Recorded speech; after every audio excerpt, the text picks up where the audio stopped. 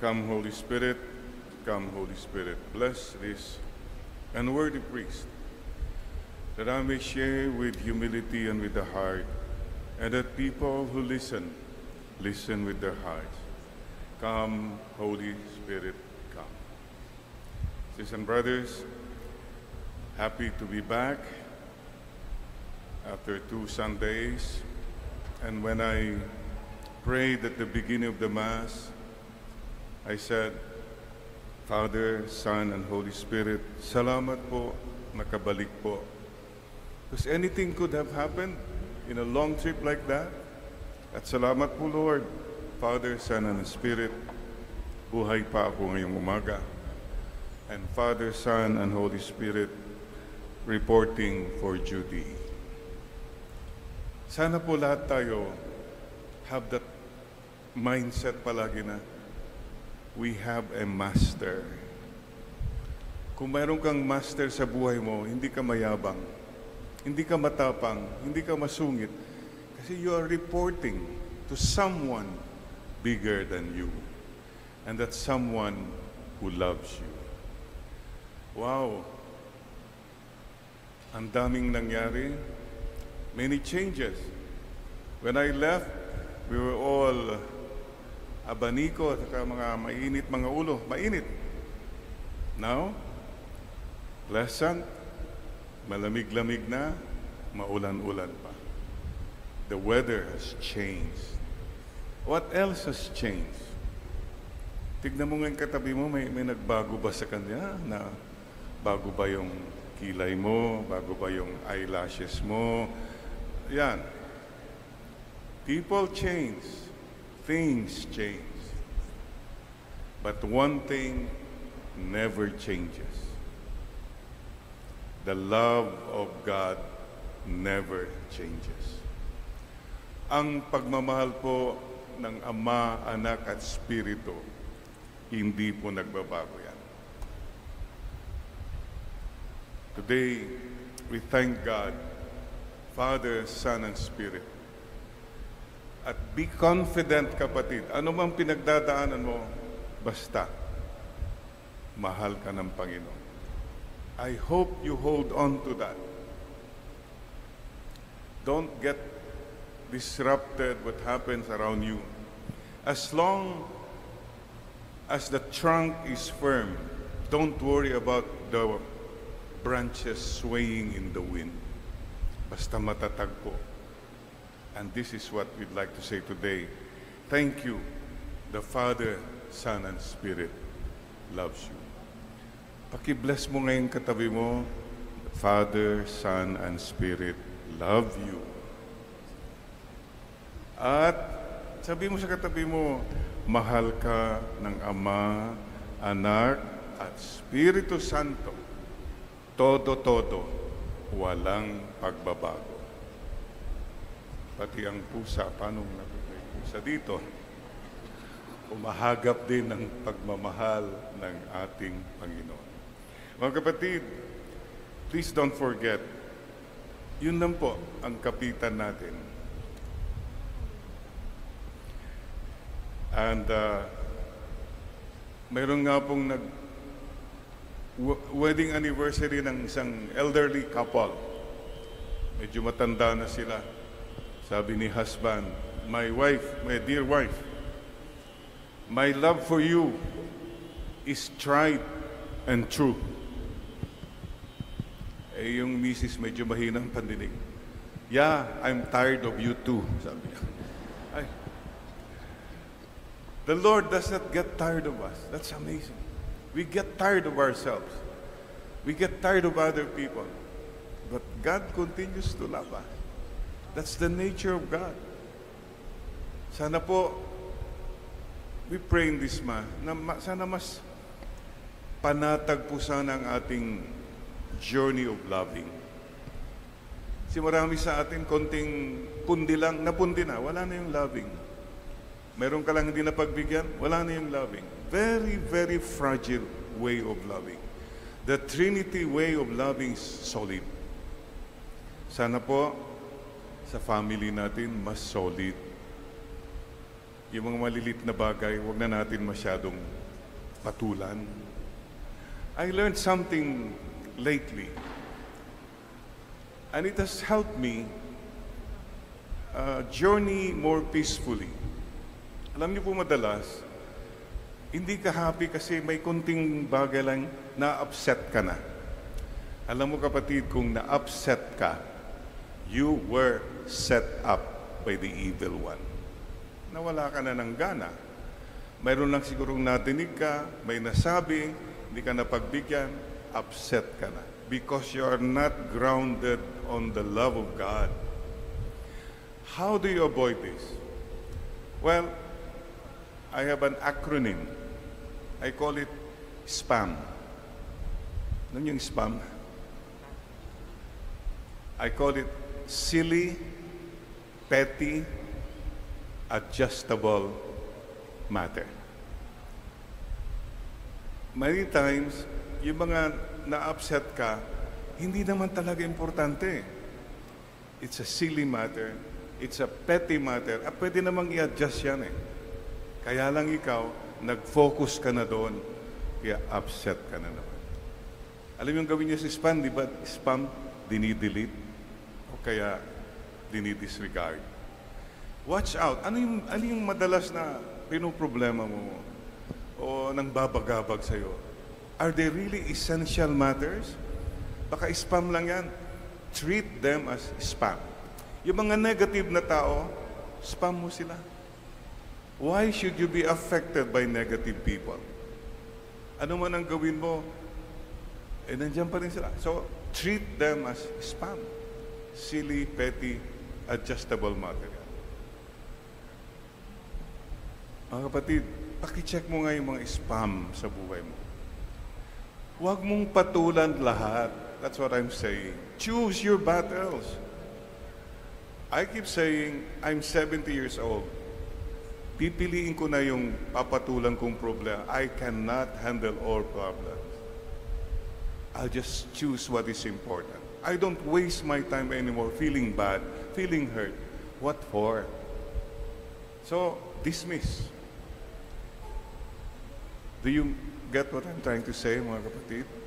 Pakicheck mo nga, ito, spam to. Hindi na to, spam na yan. It means, it's that, maybe it's important, but it's not something that will destroy my peace, that will make me forget my blessings.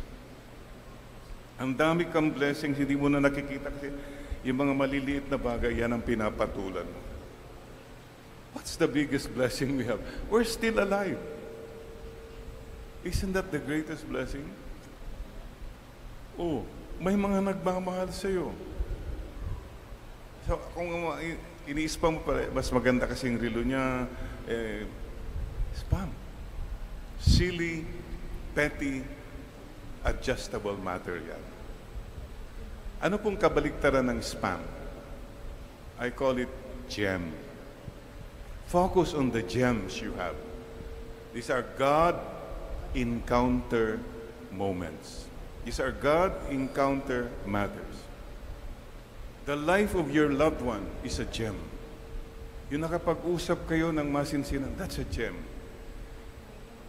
Nakapaglakad ka and enjoyed the sunrise and the sunset, that's a gem.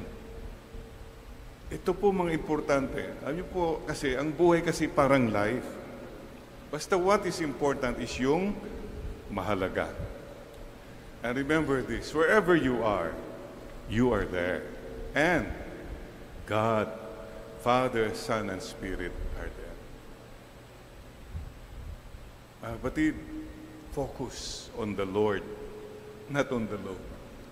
What's making you miserable right now? Sige nga, is that a spam or a gem?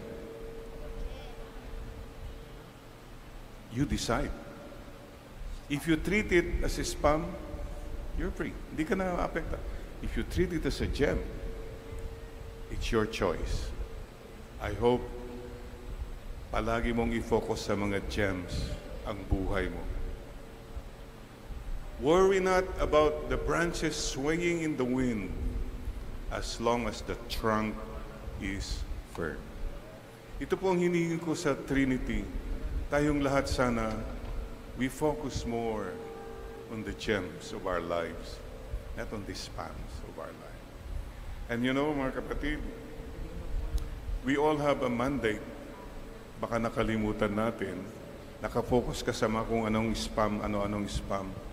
Nakalimutan mo yung mandate to go to the whole world to bring God the good news.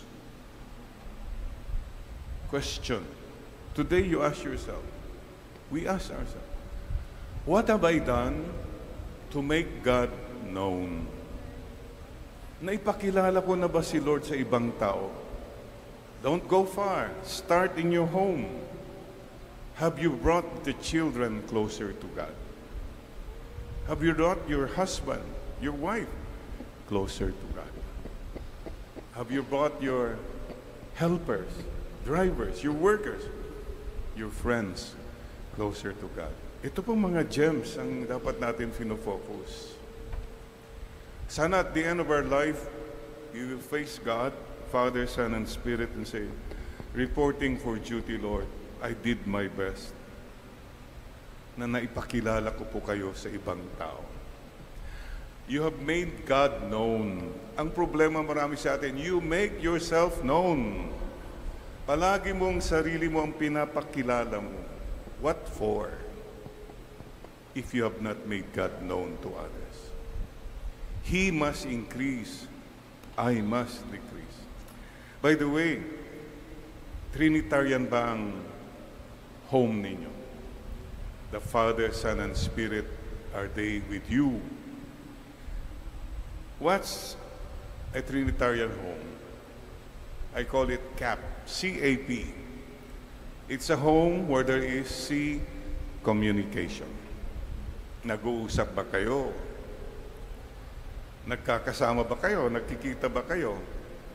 At kung nagkakasama naman kayo, anong quality? Nandyan lang kayo, naggaganunan. Do you tell one another how you feel? You tell one another your hurts, your hopes, your dreams. Communication, kailangan po yan.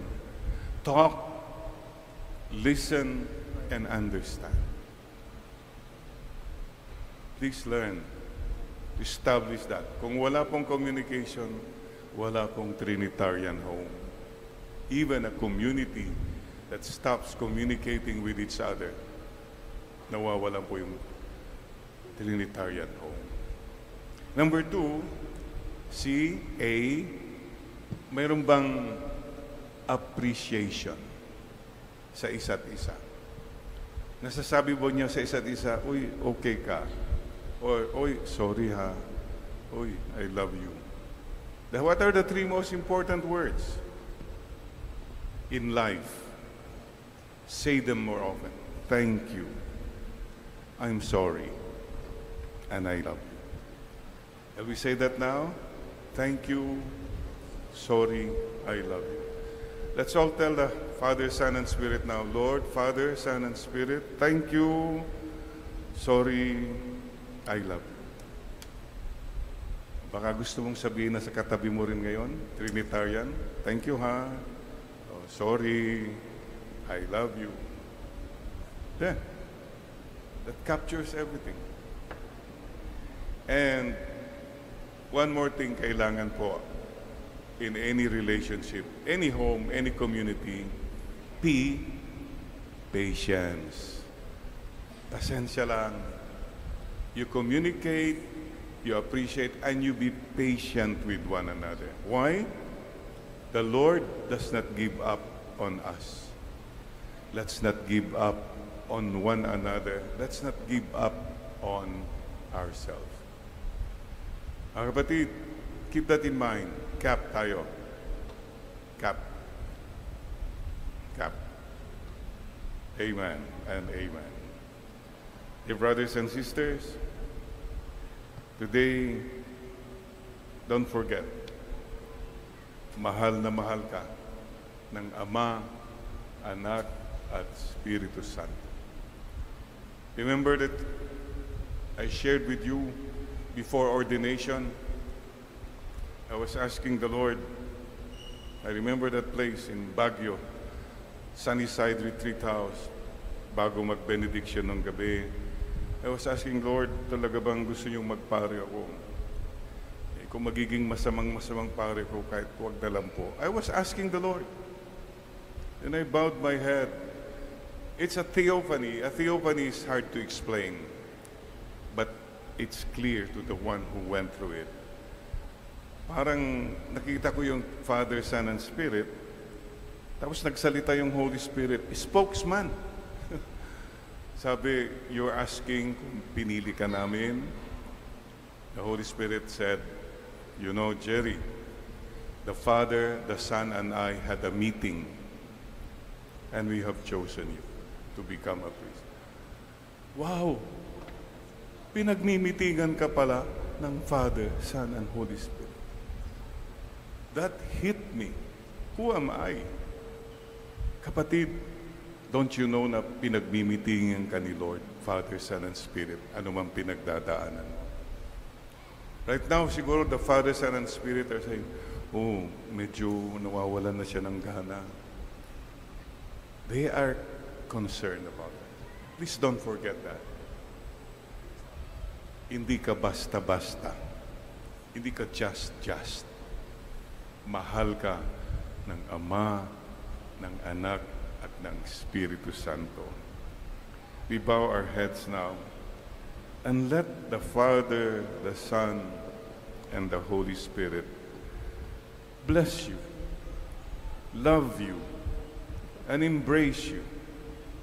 Whoever you are, whatever you have been, the Father, Son, and Spirit will never stop loving you. That's all. That's all you need to remember. At sana, today, trust the Lord more from now on. And lean not on your own understanding. BTS. Just believe that God loves you. Trust that the Lord hears you and will help you. Surrender everything, everyone, to His loving will and plan for you. Today, in gratitude, tell the Lord, Father, Son, and Holy Spirit, I love you too. Mahal ko rin po kayo, Ama, Anak, at Espiritu Santo. Patawad po sa mga pagkukulang. And Father, Son, and Holy Spirit, the rest of my life, the best of my life, I will delete the spams. I will focus on the gems of my life. And Father, Son, and Holy Spirit, as for me and for my house, we will serve you, O Lord. Father, Son, and Holy Spirit, reporting for duty. Amen. Amen. And will you please again bless yung katabi mo? God bless you. Mama Mary loves you. May mission pa tayo. Amen and amen.